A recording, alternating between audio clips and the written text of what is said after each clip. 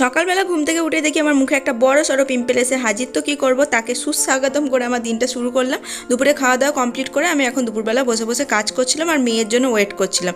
আর তোমাদের মেয়েরা কি এরকম করে? আমার মেয়ে তো স্কুল থেকে আসবে, বাপরে বাপ, তার কথা শেষ নেই। স্কুলে সারাদিন কি করেছে না করেছে, সারাদিন সারাক্ষণ বকেই যাবে, তাও তার কথা শেষ হবে না। তোমাদের বাচ্চাটা যদি করে থাকে তাহলে প্লিজ কমেন্ট করে জানিও।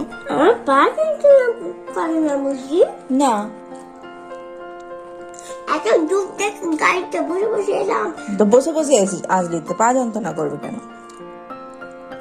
এই যে এত দূর হেঁটে এলাম রাস্তা থেকে। তো কি হয়েছে, ওইটুকু হেঁটেছিস? তো ওইটুকু হেঁটেছিস, খিদে হয়ে গেছে, ভাতগুলো ওই জন্য খেয়ে নে। না আমি এটুকুনি ভাত খাবো না। তাহলে আমার চাপাচাপি হয়ে যাবে। হোক না, কি হয়েছে?